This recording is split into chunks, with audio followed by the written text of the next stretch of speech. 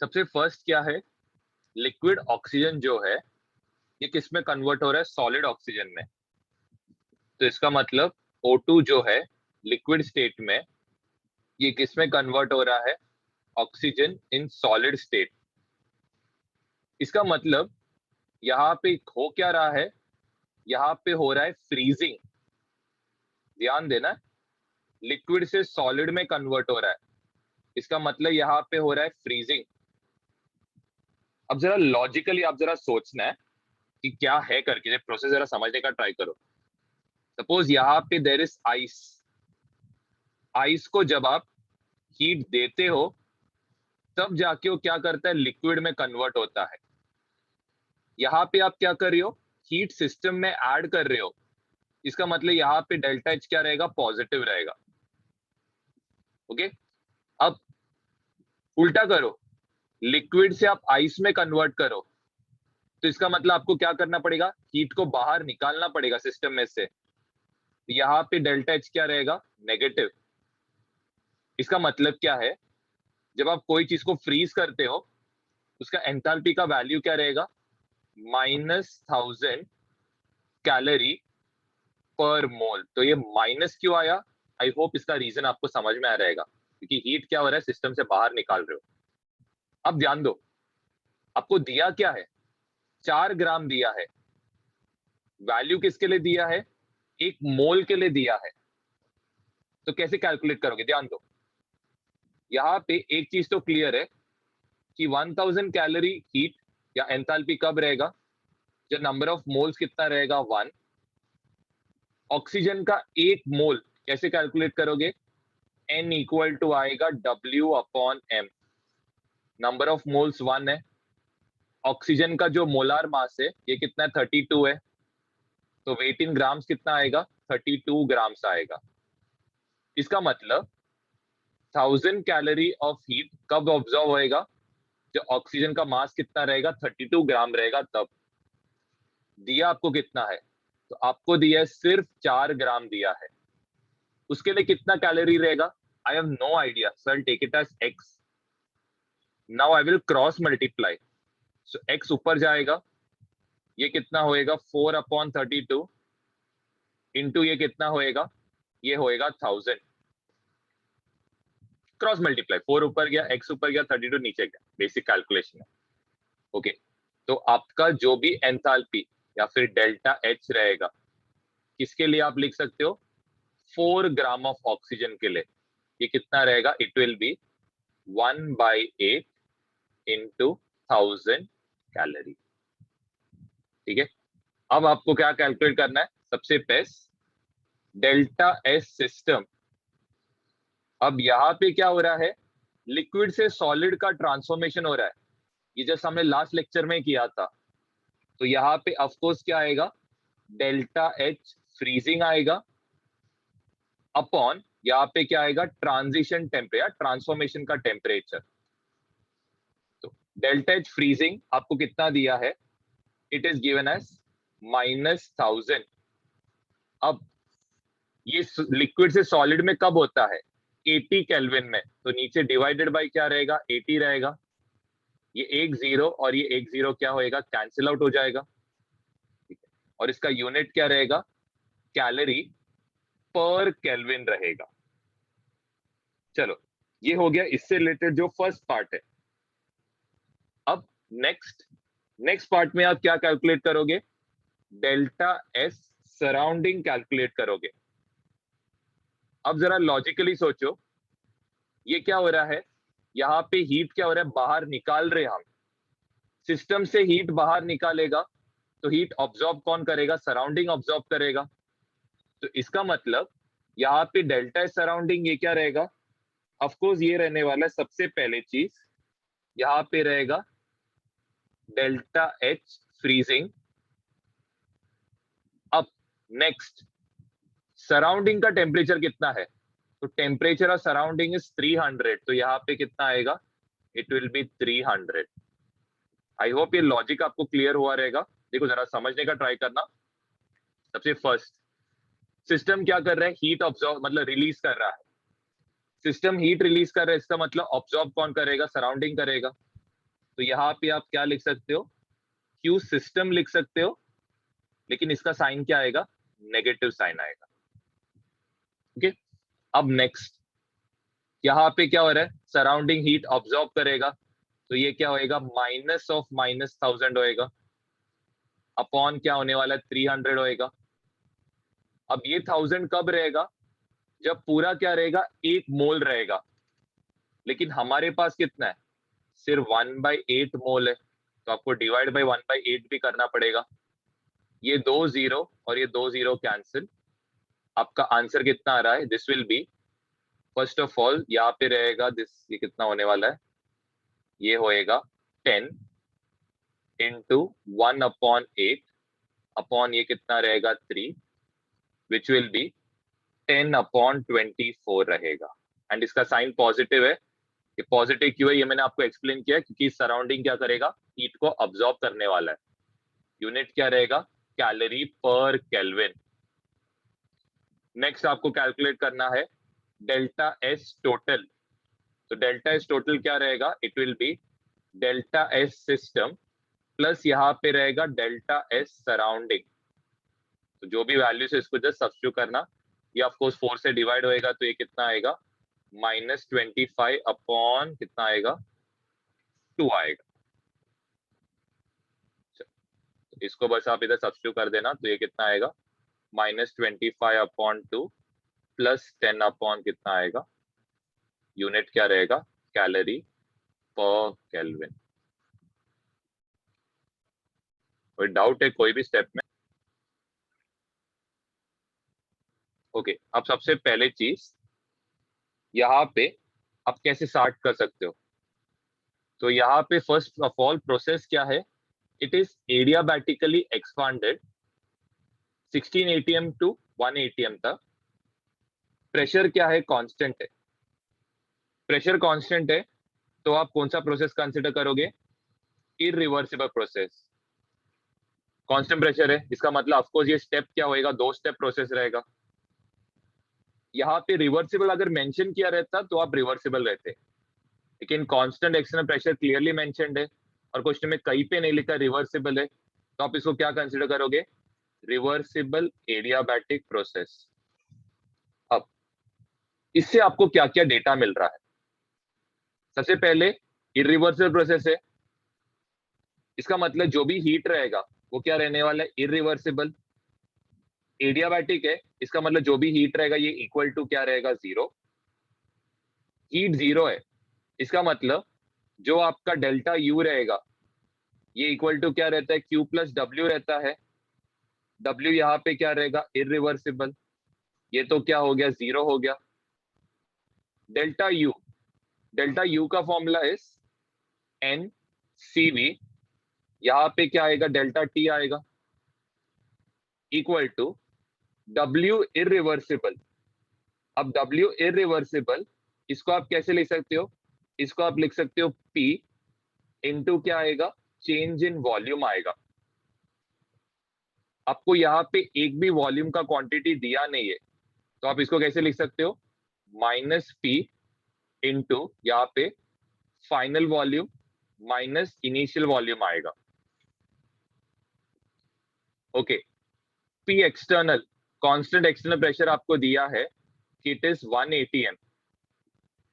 V2, अब आप क्या कर सकते हो, universal gas law, PV equal to रहता है nRT, तो वॉल्यूम रहेगा nRT अपॉन क्या रहेगा, P रहेगा, तो यहाँ पे N R T, यहाँ पे क्या रहने वाला है, P रहेगा, प्लस यहाँ पे भी N R T अपॉन यहाँ पे क्या रहेगा, P। इस तरफ क्या रहेगा, सबसे पहले CV का वैल्यू, गैस कैसे है, ट्राई एटॉमिक और नॉन लीनियर है, तो ट्राई एटॉमिक नॉन लीनियर रहने का, तो आपका CV का वैल्यू आपको पता रहना चाहिए 3R रहने वाला है। N का वैल्यू ऑफ कोर्स 1, मतलब N तो छोड़ दो, रहने दो। डेल्टा T जो है, अब यहाँ पे डेल्टा T क्या रहेगा, फाइनल टेम्परेचर मुझे पता नहीं, तो यहाँ पे T2 आएगा, इनिशियल टेम्परेचर कितना है, 300। चलो नेक्स्ट आएगा अब इधर क्या क्या कैंसिल आउट हो रहा है, n और r थ्रू आउट क्या है, कांस्टेंट है, तो ये कैंसिल आउट हो गया। क्या बचा यहाँ पे, 3 इंटू T2, 3 इंटू 300 होएगा 900, माइनस 1 इंटू T2 मुझे पता नहीं है, T1 पता है, T2 पता है, T1 पता है, तो यहाँ पे T2 मुझे ढूंढना है। T2 is 180 m। यहाँ पे T1 300 दिया है, P1 कितना आएगा, तो P1 यहाँ पे आएगा 16। ओके, अब नेक्स्ट 3T2 माइनस 900, ये कितना होएगा, माइनस T2 होएगा, माइनस 300 अपॉन कितना होएगा, 16 होएगा। माइनस T2 को दूसरी साइड लेके जाओ, क्योंकि वेरिएबल को दूसरी साइड लेके जाना, तो ये कितना होएगा, 3T2 माइनस T2 दूसरी साइड गया तो प्लस T2 होएगा, इक्वल टू ये होएगा माइनस 900 दूसरी साइड प्लस 900, यहाँ पे रहेगा, सॉरी, ये माइनस 300 होएगा अपॉन 16 होएगा। दोनों में क्या कॉमन है, 300 का टेबल कॉमन है, तो ये 300 को आप क्या करो, बाहर निकालो, 900 का 3 बचेगा, इसका सिर्फ 1 अपॉन 16 बचेगा, क्रॉस मल्टीप्लाई करना, ये होएगा 48 माइनस 1 अपॉन 16 होएगा, और ये कितना रहेगा, दिस विल बी ऑलमोस्ट 300। ये कितना रहेगा, दिस विल बी 47 अपॉन 16 आएगा, और ये कितना रहने वाला है, 300। ठीक है, अब आप क्या कर सकते हो, इसको अप्रोक्सीमेट कर सकते हो। इसको अप्रोक्सीमेटली कितना लो, 48 ले लो, तो 16 और ये 48 3 आएगा, तो ये कितना आएगा, 900। 3T2 प्लस 1T2 4T2 होएगा, 4 दूसरे साइड जाएगा तो ऑफकोर्स क्या करेगा, डिवाइड करेगा, तो इसका जो भी आंसर आएगा ये कितना आ रहा है, 225 केल्विन आ रहा है, विच इज हमारा T2। कोई डाउट है, पूछ सकते हो। तो यहाँ पे ये वाला पार्ट माइनस आ जाएगा, ये पार्ट यहाँ पे माइनस हो जाएगा, माइनस इंटू माइनस ये प्लस हो जाएगा, यहाँ पे ये भी प्लस होने वाला है, ये करोगे तो 48 प्लस 1, फिर इसके बाद ठीक है चल जाएगा, ऑलमोस्ट सेम ही वैल्यू है, टेंशन, ऑलमोस्ट अप्रोक्सीमेट करोगे तो आंसर सेम ही आएगा, इतना प्रॉब्लम, तो जस्ट करेक्शन कर लो। सबसे पहले यहाँ पे डेल्टा एस सिस्टम, ऑफकोर्स यहाँ पे आप दोनों कंसिडर करोगे, यहाँ पे कांस्टेंट एक्सटर्नल प्रेशर है, इसलिए यहाँ पे आप सीपी यूज करोगे, वॉल्यूम रहता तो सीवी यूज करते थे। ln of T2 over T1 आएगा, यहाँ पे नेक्स्ट n इंटू आर आएगा, ln of P1 over P2। तो P1 यहाँ पे कितना है, इनिशियल प्रेशर है 16, फाइनल प्रेशर कितना है, 1 है। अब इसको आप कैसे सॉल्व कर सकते हो, ये हो जाएगा n Cp, ये कितना होएगा, 4R होएगा, क्योंकि गैस ट्राई एटॉमिक है, नॉन लीनियर है। अब यहाँ पे ln of T2 over T1, यहाँ पे आएगा ln ऑफ, ये होएगा 300 अपॉन 225 होगा, ये होएगा NR। यहाँ पे ln ऑफ, ये बहुत इंपॉर्टेंट कैलकुलेशन, जरा समझने का ट्राई करो। 16 को आप कैसे लिख सकते हो, 16 को आप लिख सकते हो 2⁴। ठीक है, 16 को आप 2⁴ लिख सकते हो, ध्यान देना। फिर ये 4 कहाँ पे है, ऊपर के साइड पे है, ध्यान देना। यहाँ पे क्या क्या कांस्टेंट है, एक तो n कांस्टेंट है, r कॉमन है दोनों में, तो ब्रैकेट में क्या आ रहा है, 4 ln ऑफ 300 ओवर 225, दोनों 25 के टेबल में आता है, 25 12s आर 300, 25 9s आर, ये पार्ट आएगा, प्लस यहाँ पे आएगा, ये 4 क्या है, पावर में है, तो ये क्या होएगा, 4 ln ऑफ, यहाँ पे आएगा 2।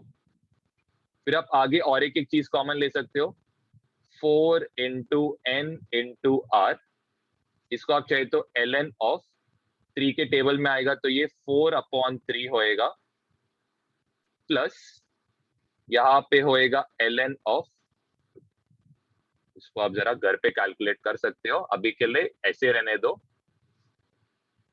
एग्जाम में यूजुअली उन लोग ये सब ऐसा वैल्यूज ही आपको देंगे, लास्ट में ये क्या होएगा ये पूछेंगे आपको।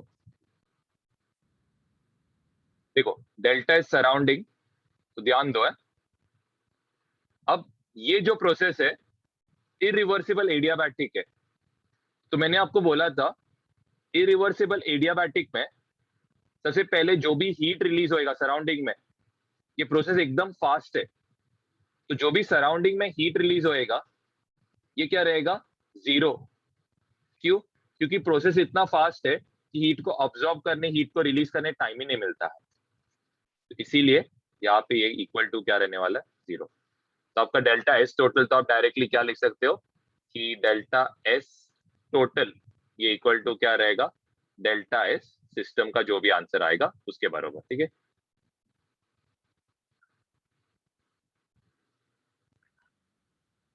एंट्रोपी हेडिंग डालो, एंट्रोपी, इसके बारे में जरा लिखना। सबसे पहले इसको रिप्रेजेंट कैसे किया जाता है, सिंबल एस के साथ रिप्रेजेंट किया जाता है।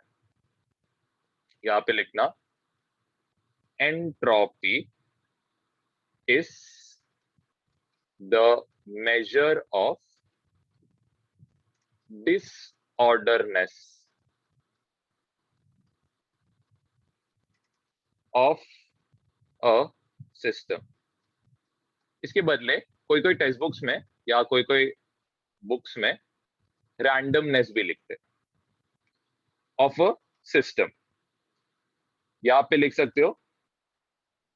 इसके बाद ये कैसा टाइप का फंक्शन है, it is a state function. आपने देखा था क्यों स्टेट फंक्शन है, क्योंकि इसका जो साइक्लिक इंटीग्रल का जो वैल्यू आता है ये इक्वल टू 0 आता है, तो it is a state function. फिर नेक्स्ट यहां पे आप लिख सकते हो कि ये रैंडमनेस है क्या, तो यहां पे लिख सकते हो randomness is associated with number of possible arrangements और ओरिएंटेशन of molecules और atoms, ठीक है। अब यहां पे ये पॉइंट बहुत इंपॉर्टेंट है, इसमें लिख सकते हो हायर नंबर ऑफ ओरिएंटेशंस और लिख सकते हो arrangements, comma higher is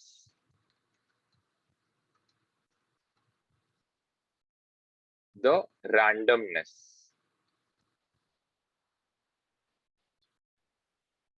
and greater will be the entropy। बहुत बहुत इंपॉर्टेंट पार्ट है, ठीक है। अब इससे ना मैं आपको बहुत सारे क्वेश्चंस कराता हूं ताकि आपको समझ में आएगा कि है क्या। एक बहुत सिंपल एग्जांपल आपको देता हूं, ठीक है। अब सपोज आप लोग सब एक एक करके आपके घर पे बैठे हो, तो आपके हिसाब से आप लोग मस्ती ज्यादा कर पाओगे क्या, आपका एनर्जी क्या रहेगा मस्ती करने का, बहुत लेस रहेगा, राइट। आप लोग बात भी नहीं करोगे, ज्यादा करके आप लोग लेक्चर की ओर ही देखोगे या फिर यहाँ वहां देखोगे, आप लोग चुप बैठोगे। लेकिन जब सब लोग एक साथ क्लास में आते हैं तो क्या होता है, क्लास बहुत डिसऑर्डरली होता है ना, 10-12 लोग एक साथ बात करेंगे कंटिन्यूसली। तो यही सेम चीज यहाँ पे एक्सप्लेन किया है कि जितना ज्यादा नंबर ऑफ मॉलिक्यूल्स उतना ज्यादा क्या रहेगा, रैंडमनेस या डिसऑर्डरनेस रहेगा, ठीक है। या फिर आप बोल सकते हो यहाँ पे एनर्जी क्या रहेगा, ज्यादा रहेगा। समझने का ट्राई करो, आपको मैं हेल्प करता हूँ समझने के लिए। तो यहाँ पे कुछ एग्जाम्पल्स आपको दिए हैं तो आपको हेल्प करेगा समझने को। तो यहाँ पे आप लिख सकते हो comparison of entropy of various substances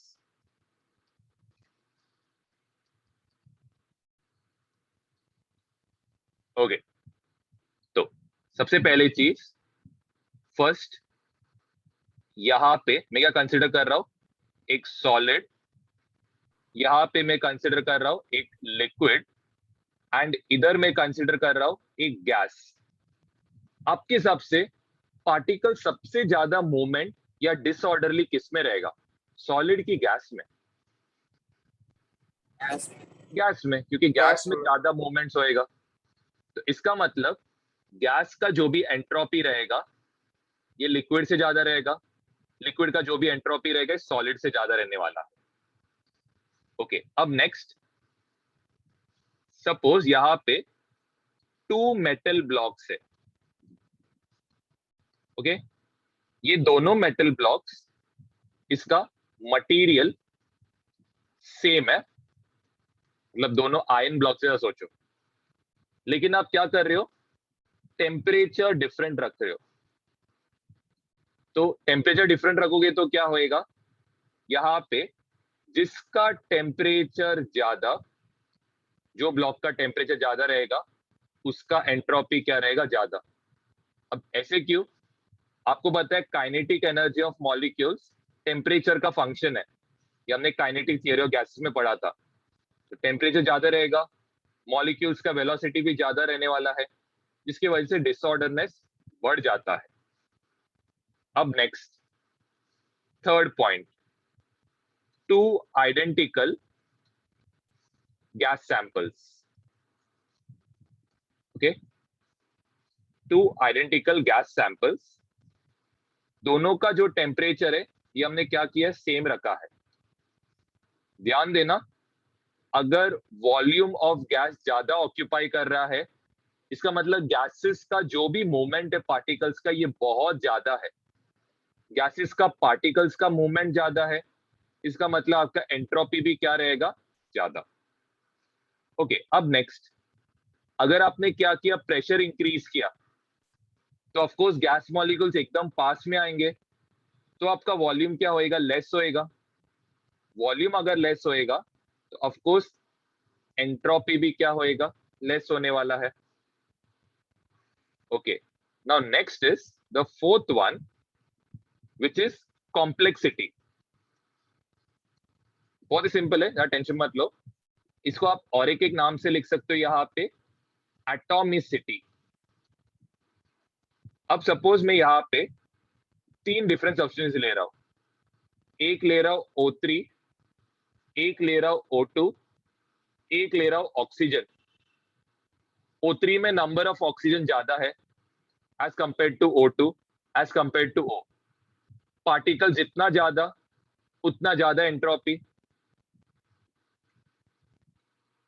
वैसे सपोज H2 और H में कंपैरिजन करना है, ऑफ कोर्स H2 का एंट्रोपी ज्यादा रहेगा। वैसे अगर acetic acid and let's say formic acid, इनका कंपैरिजन करना है, तो ऑफ कोर्स CH3COOH का ज्यादा रहेगा एज कंपेयर टू HCOH। ठीक है, नेक्स्ट वाला पार्ट्स में जरा यहाँ पे एक्सप्लेन करता हूं ताकि आपको एक ही पेज में मिल जाए। नेक्स्ट कौन सा है, 5th पॉइंट आप लिख सकते हो, हमेशा याद रखना क्रिस्टलाइन। ठीक है, क्रिस्टलाइन का जो भी एंट्रोपी रहेगा ये लेस देन रहेगा एमॉर्फस से, क्योंकि क्रिस्टलाइन सब्सटेंस जो रहेगा ये क्या रहेगा, एक ऑर्डर में रहेगा, उसको क्या रहेगा, एक पर्टिकुलर शेप एंड स्ट्रक्चर रहेगा, तो डिसऑर्डरली नहीं रहेगा। तो यहां पे अगर आप डायमंड का कंपैरिजन कर रहे हो, तो डायमंड में आपको पता है इसको एक फिक्स शेप एंड स्ट्रक्चर है, तो ऑफ कोर्स ग्राफाइट को लेकिन नहीं है, ग्राफाइट को ऑफ कोर्स एक हेक्सागोनल स्ट्रक्चर है, लेकिन ये क्या है, अमॉर्फस है, एंड डायमंड क्या है, क्रिस्टलाइन है। ये चीज पे ध्यान देना। नेक्स्ट अगर आपको बोला गया है सपोज आप यहाँ पे कर रहे हो सल्फर, ओके, तो ये फॉर्म्स आप बाद में करोगे, तो यहाँ पे आप चाहे तो लिख सकते हो फॉस्फरस व्हाइट, ये फॉस्फरस लिखना है, फॉस्फरस व्हाइट लिखो। व्हाइट फॉस्फरस, इसका एंट्रोपी ज्यादा रहेगा रेड फॉस्फरस के कंपैरिजन में, इसका एंट्रोपी ज्यादा रहेगा ब्लैक फॉस्फरस के कंपैरिजन। तो ये लिख के रखना, ये इंपॉर्टेंट है, ये आप जब इनऑर्गेनिक केमिस्ट्री पढ़ोगे तब ये वाला आएगा। फिर next, that is point number 6, अगर आपका Ng पॉजिटिव है, अभी Ng आपको पता रहना चाहिए क्या है, number of gas molecules in product minus reactant. अगर ये आपका क्या आ रहा है, पॉजिटिव आ रहा है, इसका मतलब आपका एंट्रोपी भी क्या आएगा, आपका एंट्रोपी आएगा पॉजिटिव। सपोज आपका डेल्टा Ng ये क्या आ रहा है, नेगेटिव आ रहा है, तो आपका डेल्टा S भी क्या रहेगा, नेगेटिव। ओके, तो यहाँ पे हम लोग कुछ एग्जांपल्स करते हैं ताकि आपको थोड़ा और बेटर आइडिया मिलेगा। इधर तक पहले लिख लेना, यहाँ पे इट इज N2 प्लस यहाँ पे 3H2, सब गैस है, सब गैस है, 3H2 gives rise to 2NH3। अब आपको क्या कैलकुलेट करना है, डेल्टा Ng, तो it will be number of gaseous product, तो number of moles of gaseous product 2 है, minus number of moles of gaseous reactant, इधर कितना है 1 प्लस 3 4 आ रहा है, इसका आंसर क्या आ रहा है, -2 आ रहा है। डेल्टा Ng नेगेटिव है, इसका मतलब आपका डेल्टा S जो रहेगा ये क्या रहेगा, नेगेटिव आएगा। इसका मतलब क्या है, जितना ज्यादा नंबर ऑफ मोल्स उतना ज्यादा एंट्रोपी, जितना लेस नंबर ऑफ मोल्स उतना लेस एंट्रोपी रहेगा। नेक्स्ट 2 पॉइंट्स मेरे को और डिस्कस करना है, तो आप इसको लिख सकते हो point number 7, heavier isotope has higher entropy. जैसे कि यहां पे entropy of tritium, entropy of deuterium, entropy of hydrogen, ये हाइड्रोजन का 2 आइसोटोप्स है। ऑफ कोर्स ट्रिटियम का ज्यादा रहेगा क्योंकि वो हेवियर है, ड्यूटेरियम का हाइड्रोजन से ज्यादा रहेगा entropy. Last point number 8, mixing of 2 gases जो क्या है, नॉन रिएक्टिव। ठीक है, नॉन रिएक्टिव मतलब ये एक दूसरे के साथ, जैसे कि यहाँ पे देखो ये दोनों गैस क्या हो रहे हैं, मिक्स होके एक नया प्रोडक्ट बना रहे हैं। यहाँ पे क्या हो रहा है, मिक्सिंग ऑफ 2 गैसेस हो रहा है लेकिन दोनों एक दूसरे के साथ रिएक्ट नहीं कर रहे हैं। तो हमेशा याद रखना एंट्रोपी क्या होएगा, और बढ़ जाएगा, इसका मतलब और पॉजिटिव बन जाएगा।